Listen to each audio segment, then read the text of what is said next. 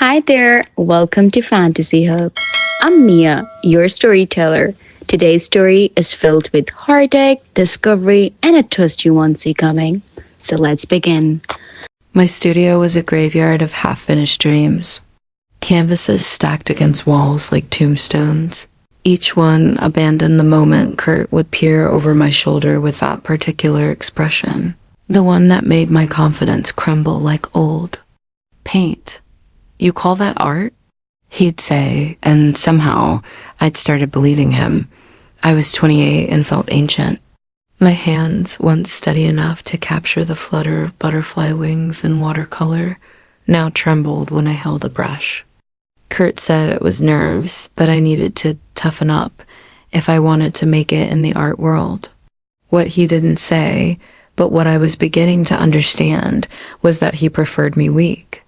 The community center's bulletin board was a collage of suburban aspirations, yoga classes, book clubs, and there, circled in red ink by some anonymous hand, a first aid certification course. I stared at that circle for a full minute, something stirring in my chest. Maybe it was desperation, or maybe it was the first whisper of hope I'd felt in months, but I found myself signing up before I could talk myself out of it. Walking into that classroom felt like stepping into another world. The fluorescent lights were too bright, the plastic chairs uncomfortable, but there was an energy here that my studio had lost, the electricity of people wanting to learn, to help to be better than they were yesterday. And then I saw her. Isabel commanded the room without saying a word, literally. She was deaf. I learned later, but in that moment, all I knew was that she moved with a confidence I'd forgotten existed. Her hands danced through sign language as she spoke through an interpreter, demonstrating chest compressions on a practice dummy with the kind of focused intensity I once brought to my art. CPR isn't just about technique, the interpreter voiced. Her words. It's about believing someone's life is worth fighting for. I watched those hands, strong, sure, graceful, and felt something crack open inside my chest. When was the last time I believed my own life was worth fighting for? The first few classes were torture in the best possible way. My fingers fumbled with bandages, my attempts at chest compressions were pathetic, and I was pretty sure I was the worst student Isabel had ever encountered. But she never made me feel stupid. Instead, she'd approach with that bright, silent laugh that seemed to light up her entire face, gently repositioning my hands, showing me again and again until I got it right. It was during the third class that everything shifted. We were practicing wound care, and I was butchering a simple bandaging technique when Isabel moved to help me. Her fingers brushed mine as she guided my hands, and the world went very still, quiet still. Like everything that mattered was contained in that small space between us. She pulled back, our eyes met, and I saw something there that made my heart stutter recognition, maybe, or possibility. That's when my phone rang. Kurt's ringtone, a classical piece he'd chosen because he said it reflected our sophisticated relationship. The spell broke. I watched the light in Isabel's eyes dim as I fumbled for my phone, already shrinking back into the small, apologetic person Kurt expected me to be. "Where are you?" His voice cut through the line. "I need you to pick up supplies for the Morrison Commission. And next time, let me know when you're gallivanting around town." Gallivanting. Like learning to save lives was a frivolous hobby. I hung up and found Isabel watching me with an expression I couldn't quite read. Concern, maybe, or disappointment.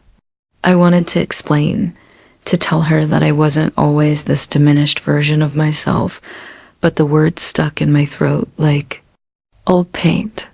Instead, I gathered my things and left, feeling her eyes on my back the entire way.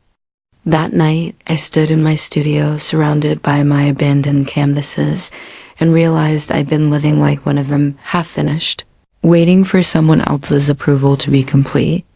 The thought terrified me almost as much as it thrilled me. Next week's class focused on emergency response scenarios. Isabel paired us up for practice, and by some miracle or careful orchestration on her part, I found myself partnered with her. Working directly with her was like learning a new language, one spoken in glances and gestures and the way she'd nod encouragingly when I finally got something right. During break, she pulled out a sketchbook and started drawing. I couldn't help but crane my neck to see, and what I glimpsed made my breath catch. It was me, captured mid-concentration as I practiced taking a pulse, my face intense with focus. But it wasn't just the technical skill that stunned me, it was how she saw me. In her drawing, I looked strong, capable, beautiful. She noticed. Me looking, and her cheeks flushed pink. For a moment, she seemed almost shy, this woman who commanded rooms without speaking. Then she turned to a fresh page and wrote in careful script, "You're an artist too?" My throat tightened. I used to be. She frowned at my answer, erased it, and wrote again. Used to be? Art doesn't leave you. Show me? I wanted to laugh, but it would have come out broken. Show her what? My failures? My half-finished attempts? The way Kurt had slowly convinced me that my vision wasn't worth pursuing. Instead, I shook my head. There's nothing to show. The look she gave me then was unlike anything I'd ever experienced. It wasn't pity or disappointment, it was fury. Pure, protective fury on my behalf. She wrote something quickly, her pen pressing hard into the paper. Whoever told you that is wrong. Before I could respond, she reached into her bag and pulled out a worn notebook. She flipped through pages of sketches, studies, finished pieces, all incredible until she found what she was looking for. A quote written in her careful handwriting. "The cave you fear to enter holds the treasure you seek." Our eyes met across the table, and I felt something shift inside me, like tectonic plates rearranging themselves. This woman who navigated the world without sound was hearing things about me that I'd forgotten how to say. That night, I did something I hadn't done in months. I painted. Not without tears, not without my hands shaking so badly I had to stop and breathe through waves of anxiety. But I painted. A small canvas, just a study of hands signing, hands creating, hands reaching for something just out of frame. When Kurt found it the next morning, his reaction was swift and brutal. "What is this supposed to be?" He held the canvas like it might contaminate him. "And why are you wasting paint on?" "Whatever this is, the Morrison piece needs to be finished." "It's just practice," I said quietly. "Practice for what?" "This isn't going anywhere. You know that, right?" His voice took on that particular tone, the one that meant he was about to deliver what he considered a necessary truth. "I'm not trying to be cruel, but someone needs to keep your feet on the ground. This fantasy that you're going to have some kind of artistic breakthrough, it's not helping anyone." He tossed the canvas aside, and I watched it land face down on the floor. Such a small act, but it felt like watching someone throw away my heart. "Stick to what you're good at," he said, already turning away. "Help me finish the Morrison piece. That's actual art." I knelt to pick up my painting, and as I turned it over, I saw a corner had been damaged. A small tear right through one of the painted hands. It felt like a sign not from the universe, but from Kurt. This is what happens when you forget your place. But as I stared at that damaged canvas, something else occurred to me. Isabel would know how to fix this. Artists knew how to repair things, to make them whole again. Maybe it was time to remember that I was an artist too. I almost didn't go to the next class.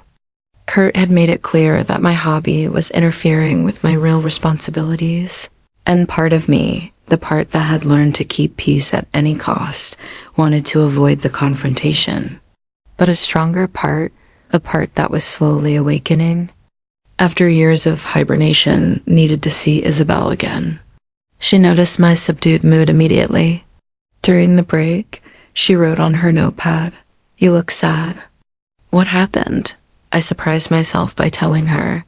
Not everything. I wasn't ready for that level of vulnerability, but enough. About Kurt's reaction to my painting, about feeling like I was disappointing everyone by wanting something more. Her response was swift and fierce. "You're not responsible for other people's limitations." Such simple words, but they hit me like a revelation. How long had I been making myself smaller to accommodate Kurt's insecurities? She must have seen. Something changed in my expression because she wrote again, "Want to get coffee after class? I have something to show you." The coffee shop she chose was small and warm, with local artwork covering the walls. Seeing those pieces, raw, honest, imperfect, but alive, made my fingers itch for a paintbrush. Isabel ordered in sign language with a barista who signed back fluently, and I found myself mesmerized by the fluid conversation I couldn't understand but somehow felt. When we settled at a corner table, she pulled out her phone and showed me something that made my world tilt on its axis. It was an Instagram account, her Instagram account filled with the most extraordinary artwork I'd ever seen. Paintings, drawings, mixed media pieces that seemed to pulse with life and emotion. "This is your work?" I whispered. She nodded, then typed on her phone's notes app, "I want to show you something else." She scrolled to a folder marked recent, and there, among her other pieces, was a painting that took my breath away. It was clearly inspired by our CPR class hands performing chest compressions, but rendered with such beauty and dignity that it transformed a medical procedure into something almost sacred. "You painted this after our class." She nodded again, then typed, "You inspire me. The way you concentrate, the way you're learning to be strong, it's beautiful to watch." Tears stung my eyes. When was the last time someone had found me inspiring? When had I last inspired myself? I used to paint, I found myself saying, before I convinced myself I wasn't good enough. Her fingers flew across her phone. "Who convinced you of that?" The question hung between us like a challenge. Kurt's voice echoed in my head, 3 years of subtle undermining disguised as helpful criticism. But sitting across from this incredible woman, surrounded by art created by people brave enough to share their vision with the world, I finally heard those voices for what they were. Lies. All of them lies. Someone who benefits from keeping me small, I said quietly. Isabel reached across the table and covered my hand with hers. Her touch was warm, grounding, real in a way that my life with Kurt had stopped feeling. She typed with her free hand, "Would you like to paint with me sometime? I have a studio." My heart hammered against my ribs. "I don't know if I remember." "How?" "Riding a bicycle," she typed back. "Your hands remember even when your mind forgets." I looked down at our joined hands and thought about muscle memory, about all the ways our bodies hold truth, even when our thoughts betray us. My hands did remember the weight of a brush, the resistance of canvas, the magic of watching color bloom into life. "Yes," I whispered, "I'd like that very much." Her smile was radiant, transforming her entire face. She squeezed my hand and typed one more message. "Tomorrow, 2 p.m. I'll text you the address." Walking home that evening, I felt like I was seeing the world in color for the first time in years. The way light fell across building facades, the play of shadow and form, the endless variety of human faces, everything looked like potential art again. Kurt was waiting when I got home, his expression thunderous. "Where have you been?" I called 3 times. "Coffee," I said simply. "After my class? With who?" Something in his tone set my teeth on edge. The possessiveness, the assumption that he had a right to track my every movement. "A friend." "What friend? You don't have friends."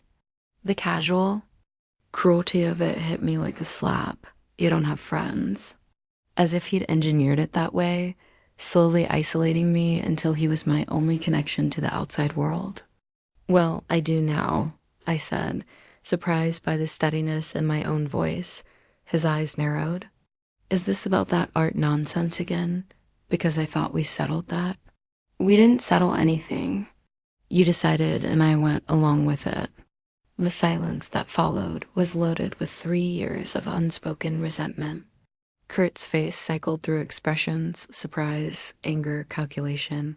Finally, he forced a smile. You're right. I'm sorry. I just worry about you getting your hopes up, you know. I've seen how the art world chews people up and spits them out. I'm trying to protect you. It was a masterful manipulation, wrapping control in the language of care. A year ago, it would have worked. I would have apologized, backed down, convinced myself he was right. But I'd spent the evening with someone who saw strength where he saw weakness, possibility where he saw limitation. The contrast was stark and damning. I'm going to paint tomorrow, I said quietly, with my friend. His mask slipped for just a moment, revealing something cold and calculating beneath. Then he nodded, that false smile returning. Of course, just ... be careful, okay? Don't let anyone take advantage of your talent. The irony was so thick, I almost choked on it. But I just nodded and went to bed, already planning what I might create with hands that were finally free to remember what they loved. Isabel's studio was everything mine wasn't: alive, chaotic, bursting with creative energy. Canvases lined the walls in various stages of completion, and the smell of turpentine and oil paint filled the air like incense. Brushes stood in mason jars like bouquets, and tubes of paint covered every surface in rainbow profusion. This is incredible, I breathed, turning in a slow circle to take it all in. She grinned and signed something I didn't understand, then grabbed her phone to type. It's messy, but it's mine. First rule, no judgments here, not of your work, not of yourself. She led me to an easel set up with a blank canvas, a palette already squeezed with colors I hadn't used in months. My hands trembled as I picked up a brush, and for a moment, the old paralysis threatened to overwhelm me. What if it's terrible? I whispered. Isabel moved to her own easel and began painting without hesitation bold strokes of blue and gold. That seemed to pulse with life. Then she looked over at me and signed something slowly, deliberately. I didn't understand the words, but the meaning was clear in her expression. Start anyway. So I did. The first stroke was agony and trembling. Line of yellow that looked clumsy and uncertain. But the second was better, and the third began to remember what it felt like to dance across canvas. Color by color, stroke by stroke, I felt something long dormant awakened. We painted in comfortable silence, Isabel's presence a warm anchor. In the storm of rediscovering my voice, occasionally she'd move behind me to see what I was creating, her approval radiating in small nods and encouraging smiles. What emerged was raw and imperfect, a landscape of hands again, but different. This time, these hands were reaching toward light, grasping at possibility. There was hope in them and strength I'd forgotten I possessed. It's beautiful, Isabel typed when I finally stepped back, exhausted but exhilarated. You paint emotion like some people paint light. I stared at my canvas, hardly believing I'd created it. For 3 years, Kurt had convinced me that my art was derivative, amateurish, not worth pursuing. That this felt vital and true in a way that made my chest tight with possibility. I'd forgotten, I said quietly, how it feels to create something that's just ... mine. Isabel set down her brush and pulled out her phone, typing rapidly. Someone taught you to forget, but forgetting isn't permanent. Look. She gestured to my painting, then to her own abstract piece that seemed to capture movement and music in brushstrokes I could almost hear. We're remembering together, I said, and she nodded, her smile brilliant. We spent the rest of the Afternoon painting, talking through her phone's notes app, and sharing the kind of easy intimacy I'd never experienced with Kurt. She told me about growing up deaf in a hearing family who didn't learn sign language until she was 16. I told her about art school, about the dreams I'd buried, about the slow erosion of believing in myself. Why did you stay? She typed after I described a particularly brutal critique Kurt had delivered about my lack of commercial viability. It was a question I'd been avoiding for years. Why did I stay? Fear, partly, loneliness, the comfort of familiar dysfunction. But sitting in the studio, surrounded by evidence of creative courage, the real answer emerged. Because leaving would mean admitting he was wrong about me all along, I said, and I wasn't ready to be that strong. And now, I looked at my painting again, at the hands reaching toward light, and felt something shift inside me like a key, turning in a lock. Now I'm getting there. We were cleaning brushes when Isabel suddenly went still, her attention focused on something I couldn't see. I followed her gaze to the studio's large windows and saw Kurt outside, peering in with an expression of barely contained fury. My stomach dropped. Oh God, how did he? But Isabel was already moving, positioning herself between me and the window, her stance protective and fierce. She signed something sharp and angry at Kurt through the glass, and though I couldn't understand the words, her meaning was unmistakable. Leave, now. Kurt's face darkened. He tried the door handle, found it locked, then began pounding on the glass. Let me in. His voice was muffled but audible.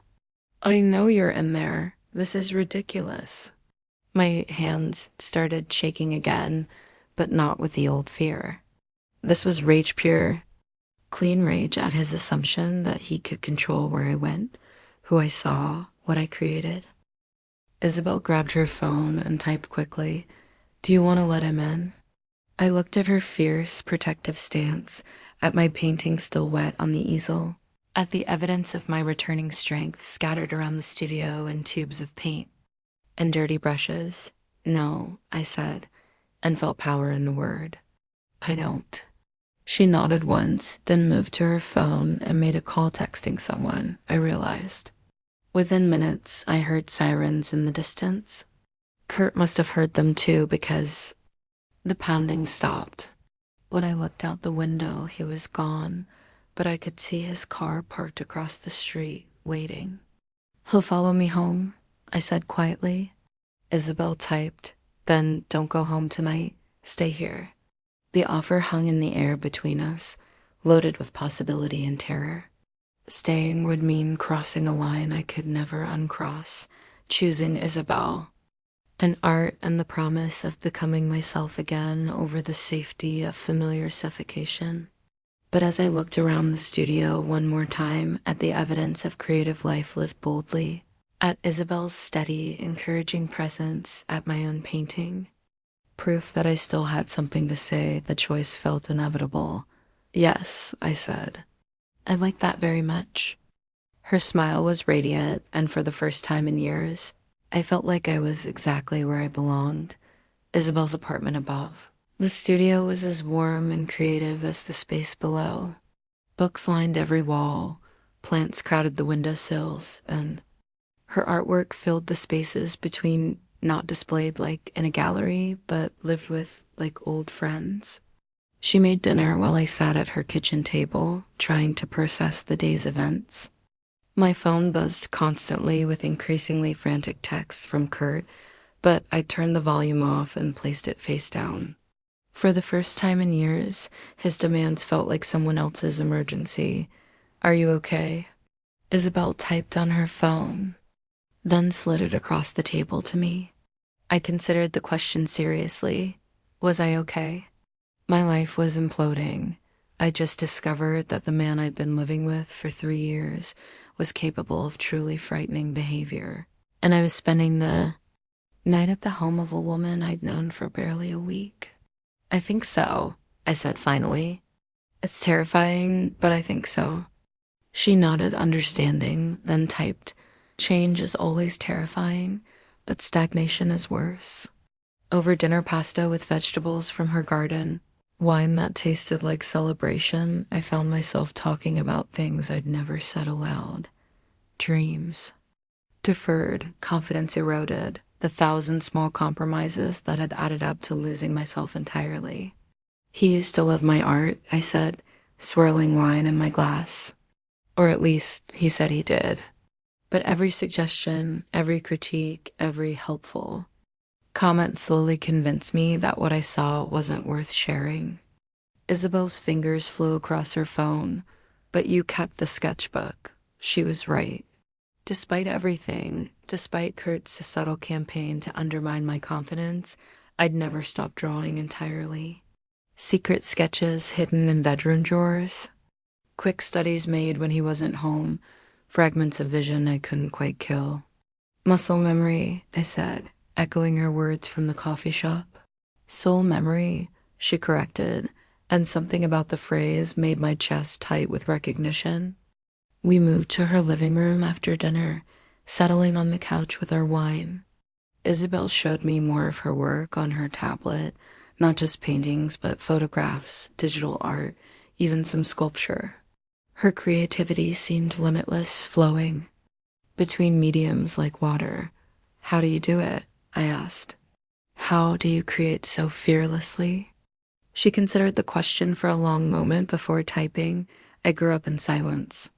I learned early that if I wanted to be heard, I had to make my voice impossible to ignore.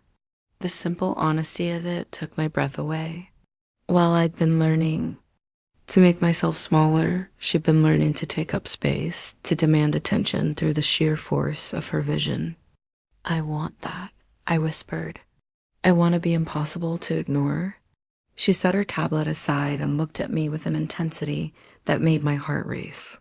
Then she moved closer, close enough that I could see the gold flecks in her brown eyes, and signed something slowly. What did you say? I asked. She picked up her phone. You already are. You just forgot to notice. The air between us shifted, charged with possibility. I was acutely aware of everything, the warmth of her body near mine, the way her hair caught the lamplight, the steady rhythm of my own heartbeat finally freed from 3 years of anxiety. Isabel, I began, but she was already moving, reaching up to touch my face with infinite gentleness. The kiss when it came was nothing like the desperate, controlling ones I'd grown accustomed to with Kurt. This was soft, exploratory, full of question marks rather than demands. She pulled back after a moment, searching my face for consent. For certainty. I answered by kissing her again, deeper this time, tasting wine and possibility, and the strange freedom of choosing something for myself, only myself, for the first time in years. We made love slowly, carefully, with the kind of attention I'd forgotten was possible. Her hands on my skin felt like coming home to a place I'd never been, but had always been searching for. Every touch was a question, every response an answer, until we built a conversation in caresses that said everything our words couldn't contain. Afterward, lying tangled together in her bed, I felt something I'd almost forgotten existed: peace. Not the exhausted quiet that came from avoiding conflict, but the deep contentment of being exactly where and who I was supposed to be. I should be scared, I murmured against her shoulder. She reached for her phone on the nightstand. But you're not? I considered the question. Tomorrow, I'd have to face Kurt, have to explain where I'd been, have to navigate the explosion that was surely coming. My entire life was about to change in ways I couldn't predict or control. No, I said, surprising myself with the certainty in my voice. I'm not scared. I'm awake. She pulled me closer, and I felt her smile against my hair. Outside, the city hummed with late-night energy, but inside this small sanctuary she'd created, I finally understood what it felt like to be home. My phone buzzed on the dresser, another text from Kurt, another demand for my attention and compliance. But for the first time in 3 years, I didn't reach for it. Instead, I turned it off entirely and settled deeper into Isabel's embrace. Tomorrow could wait. Tonight, I was exactly where I belonged. I woke to sunlight streaming through unfamiliar windows and the scent of coffee brewing somewhere nearby. For a moment, I couldn't place where I was. Then I saw Isabel moving quietly around her kitchen, trying not to wake me, and the events of the previous day came rushing back. She noticed I was awake and brought me coffee in a mug that read. Nevertheless, she persisted, a gift from her sister. She explained via text message, who'd given one to every woman in their family. "How are you feeling?" she typed after I'd had my first sip. It was a loaded question. How was I feeling? Terrified, exhilarated, guilty, free, a kaleidoscope of emotions I didn't have words for. But underneath all of it was something solid and new: determination. "Ready," I said, though I wasn't sure what I was ready for until the word left my lips. She nodded, understanding. Ready for what? That was the question, wasn't it? Ready to leave Kurt, obviously, but what then? I had nowhere to go, no independent income, no clear plan beyond the sudden, crystal clear knowledge that I couldn't go back to the life I'd been living. "I don't know," I admitted, but ready to find out. We spent the morning making a plan of sorts. Isabel offered to drive me home to collect my things, to be there as backup in case Kurt's anger from the night before had escalated. I accepted gratefully, not just for the practical support, but for the reminder that I didn't have to face this alone. Kurt's car was in the driveway when we pulled up, which meant he'd probably been waiting all night for me to return. My stomach clenched with familiar anxiety, but Isabel reached over and squeezed my hand, grounding me. "You've got this," she typed on her phone, "and I've got you." We walked to the front door together, Isabel's presence beside me like armor. I could see Kurt through the window, pacing the living room like a caged animal. When he saw us approaching, his face went through a series of expressions: relief, anger, calculation, and finally cold fury. He yanked the door open before I could use my key. "Where the hell have you been?" His voice was pitched low, dangerous. I'd been worried sick. It was such a quintessentially curt response, making his emotions my responsibility, framing his anger as concern. A year ago, it would have worked. I would have apologized, made excuses, allowed him to position himself as the victim. "I was safe," I said simply. "That's all you need to know." His eyes flicked to Isabel, standing slightly behind me, but clearly protective. "And who is this? Your new friend?" The way he said friend made it sound like an accusation. I felt. Isabel stiffened beside me, and something protective flared in my chest. "This is Isabel." I know exactly what she is," Kurt interrupted, his voice taking on that particular tone that meant he was about to say something designed to hurt. "I did some research after your little disappearing act. She's the deaf girl from your first aid class, the one filling your head with ridiculous ideas about being an artist." The casual cruelty of it, reducing Isabel to the deaf girl, dismissing my dreams as ridiculous ideas, hit me like a slap. But instead of shrinking, I felt something ignite inside me. "Her name is Isabel," I said, my voice steady and clear, "and she's more of an artist than you'll ever be." Kurt's face darkened. "Oh, please." "I've seen her work, online amateur garbage with delusions of grandeur. Is that what you want? To be another starving artist pretending your hobby matters?" I felt Isabel's hand touch my back lightly, a reminder of her presence, her support. And suddenly, I saw Kurt with complete clarity, not as the sophisticated mentor I'd once believed him to be, but as a small, frightened man who needed to diminish others to feel important. "I want to be myself," I said quietly. "If that's all I've ever wanted, this is yourself." He gestured dismissively at Isabel, at me, at the space between us, running around with "stop." The word came out sharp, cutting through his sentence like a blade. "Don't you dare." Something in my tone must have surprised him because he actually took a step back. I'm here to get my things, I continued, pushing past him into the house. My art supplies, my clothes, my personal items, that's it. You can't be serious. Kurt followed me into the living room, his voice rising. You're going to throw away 3 years for some fantasy? Some woman you barely know?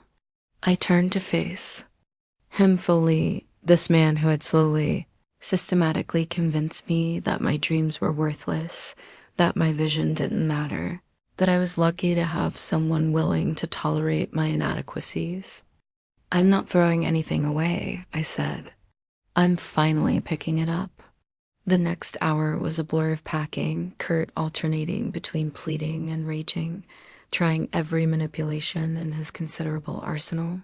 He promised to change, threatened to destroy my work, accused me of being ungrateful, painted himself as the victim of my inexplicable cruelty.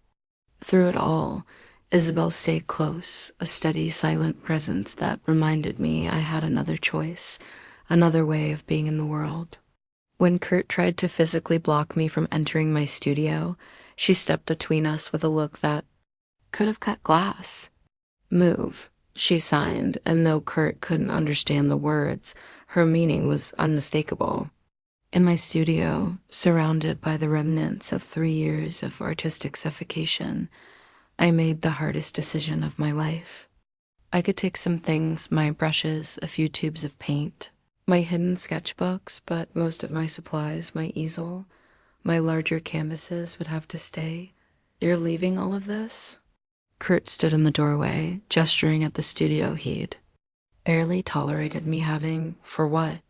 To start over with nothing? I looked around the room one last time, at the half-finished paintings I'd abandoned whenever he'd raised an eyebrow, at the supplies I'd been too intimidated to use, at the careful sterility of a creative space designed to produce nothing that might threaten or challenge. I'm not starting over, I said, closing my supply box with a decisive click. I'm starting. The review in the Arts Weekly came out 3 days later. Isabel brought it to me at the art supply store where I was working, her face glowing with excitement. Breaking Through by an emerging local artist is the standout piece in Riverside Gallery's current showcase. I read aloud, my voice shaking. The raw emotional power of this work suggests an artist who has found her voice after a long period of searching. The desperate hands pushing through barriers speak to universal themes of liberation and transformation, rendered with a technical skill that belies the artist's newcomer status. I looked up at Isabel, tears blurring my vision. They get it. They actually get what I was trying to say. She pulled out her phone. Of course they do. You painted truth. Truth is always recognizable. That afternoon, Margaret called to tell me that James Morrison's foundation wanted to offer me a grand enough money to quit the art supply job and paint full-time for 6 months while I prepared for a solo show. A solo show? I could barely form the words. Next spring. We want to give you time to develop a full series exploring the themes from Breaking Through. James believes you have something important to say, and frankly, so do I. I hung up the phone and sat in my tiny apartment, surrounded by canvases and the smell of turpentine, trying to process how completely my life had changed. A year ago, I'd been convinced I had no talent, no vision worth sharing. Now I had a grant, a solo show, and reviews calling my work standout and powerful.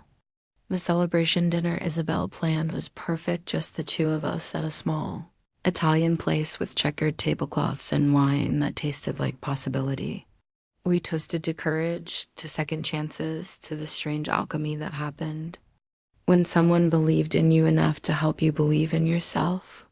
I have something to tell you, she said as we lingered over dessert, her hands moving in the graceful dance of sign language. What? I love you. The words were simple, direct, accompanied by signs that somehow made them even more beautiful. Not just because you're talented, not just because you're brave, but because of who you are when you're most yourself. I love watching you create, watching you discover your own strength. The words hit me like sunlight after years in shadow. I love you too, I said, reaching across the table to take her hands. You saved my life, you know that. She shook her head, signed something quick and emphatic. What did you say? I said you saved your own life. I just reminded you that you could.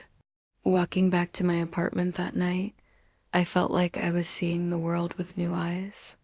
The way shadows fell across building facades looked like potential. Paintings.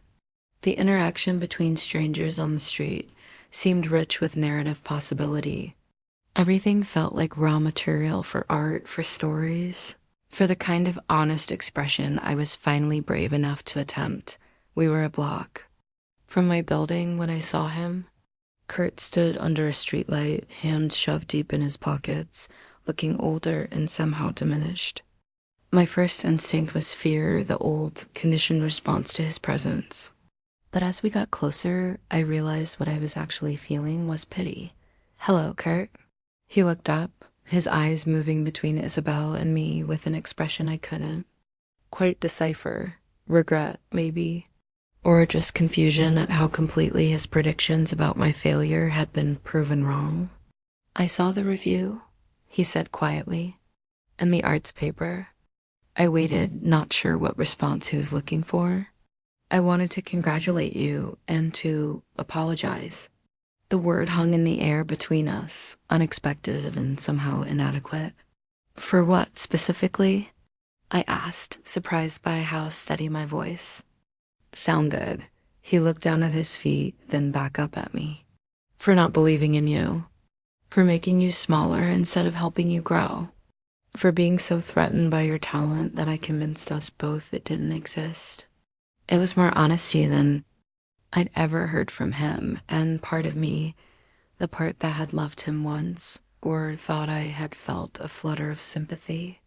Thank you for saying that, I said finally. It means something to hear it. Are you happy? He asked, and there was genuine curiosity in the question. I looked at Isabel, at her patient, loving presence beside me, then at the bracelet on my wrist, the silver hand breaking through into light. I thought about my tiny apartment that smelled like paint and possibility, about the solo show I was already planning, about the young woman at the gallery who'd found hope in my work. Yes, I said simply, I am. He nodded, something shifting, and his expression, good, that's good. We stood there for another moment in the awkward silence of shared history and divergent futures. Then Kurt stepped back, hands returning to his pockets. I should go, but I'm glad you found what you were looking for. As he walked away, I felt a chapter of my life close with a soft click. Not dramatically, not with anger or recrimination, but with the quiet finality of a door shutting on a room I no longer needed to inhabit. How do you feel? Isabel asked, her hands gentle in the lamplight. I considered the question, this woman who had taught me that inquiry was more valuable than assumption, that questions were often more generous than answers. Free, I said, and knew it was completely true. The solo show opened on a Thursday evening. In April, exactly 1 year after I'd first walked into Isabel's CPR class. The series I'd created was called Conversations in Touch, 12 paintings exploring different aspects of connection, communication, and the ways we reach for each other across the spaces that separate us. The centerpiece was a large canvas depicting hands engaged in sign language. The gestures frozen mid-conversation, but somehow alive with movement and meaning. I titled it, What We Say When Words Aren't Enough, and watching people study it. At the opening, I could see them trying to decode the message, to understand the poetry of fingers shaping thoughts in air. It's about you, I told Isabel as we stood together watching the crowd. About how you taught me that there are languages beyond sound, ways of being heard that don't require voices. She squeezed my hand, her eyes bright with unshed tears. It's about both of us, she corrected. About what we built together. The opening was more successful than I dared hope. 3 pieces sold before the evening was half over, and I had a waiting list for 2 others. More importantly, people were engaging with the work, having conversations about communication and connection and the different ways we try to reach each other. Sarah, the young woman from my first show, arrived with a group of art students, her own confidence visibly grown. She introduced me to her friends as the artist who taught me that struggle could be beautiful, which made my chest tight with gratitude and purpose. But the moment that will stay with me forever came near the end of the evening. I was standing in front of Breaking Through, the painting that had started everything, now on loan from its purchaser when I felt someone approach behind me. I turned to find a woman about my age, her face streaked with tears. "I'm sorry," she said quickly. "I don't mean to interrupt. This painting. It's exactly how I feel right now. Like I'm trapped behind something invisible, trying to push through to, I don't even know what, light maybe, or just air." I recognized something in her expression, in the defeated slope of her shoulders, and the way she held herself small and apologetic. It was me, a year ago, lost, discouraged, convinced that the thing she most wanted was impossible. "What's your name?" I asked gently. "Emma. Emma, can I tell you something? A year ago, I was exactly where you are right now. I felt trapped, voiceless, convinced that the life I wanted was just a fantasy. This painting, it's not just about breaking through. It's proof that breaking through is possible." I pulled one of my cards from my purse, but instead of my gallery information, I wrote my personal number on the back. "If you ever want to talk, or if you're an artist looking for encouragement, or if you just need someone to remind you that you're stronger than whatever is holding you back, call me." She took the card with shaking hands, studying it like it might disappear. "Thank you," she whispered. "You have no idea what this means," but I did know. I knew exactly what it meant to have someone see your potential when you'd forgotten it existed, to have someone believe in your strength when you felt completely powerless. As Emma walked away, clutching my card like a lifeline, I felt the circle complete itself. From student to teacher, from victim to survivor, from silence to voice, the transformation wasn't just personal anymore. It was part of something larger, a chain of hands reaching for other hands in the darkness. "Ready to go home?" Isabel asked as the gallery began to empty. I looked around one more time at the walls covered with my work, at the evidence of a year spent learning to trust my own vision, at the red dots indicating sales, and the guest book filled with names of people who had been moved by what I'd created. Home. The word meant something different now than it had a year ago. Not a place where I made myself small to avoid conflict, but a space both physical and emotional where I could be completely myself, where my voice mattered, where love meant expansion rather than diminution. "Yes," I said, taking her hand. "Let's go home."